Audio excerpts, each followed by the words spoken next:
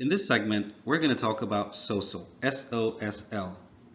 Suppose we're trying to search the text string across the object and across the field.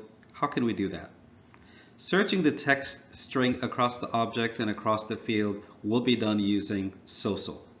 This is Salesforce Object Search Language. It has the capability of searching a particular string across multiple objects.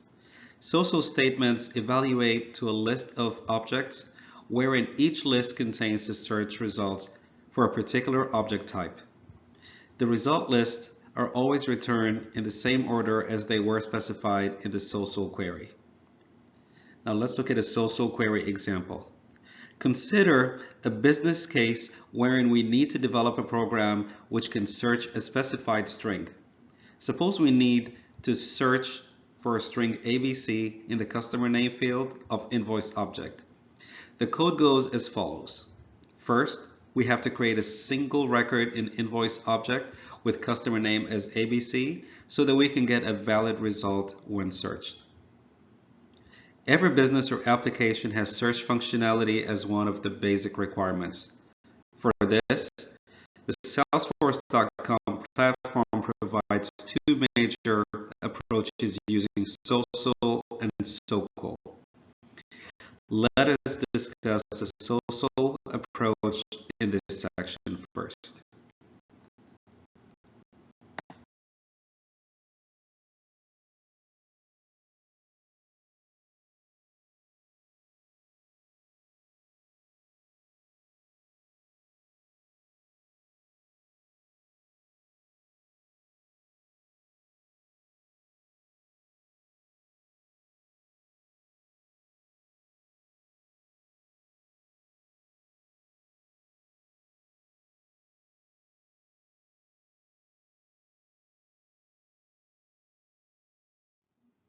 As we examine this example, we can ask, when did we use the Salesforce Object Search Language?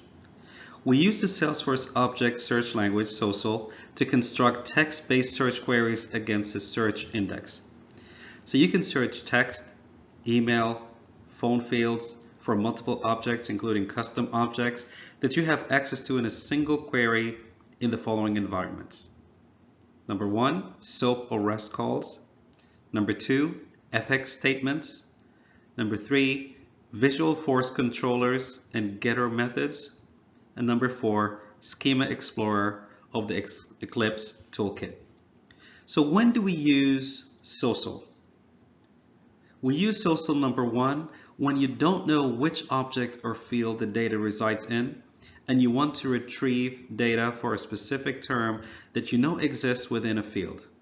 Because SOSL can tokenize multiple terms within a field and build a search index for this, SOSL searches are faster and can return more relevant results.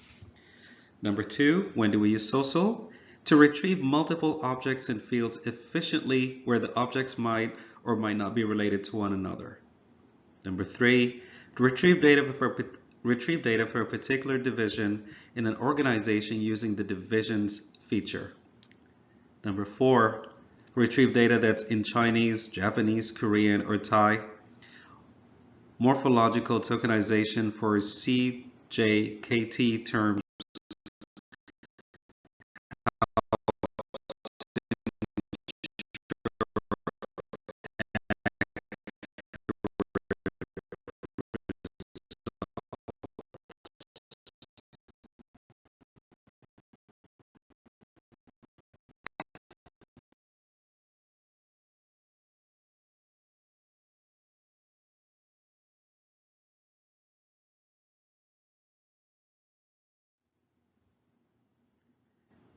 SOSL syntax.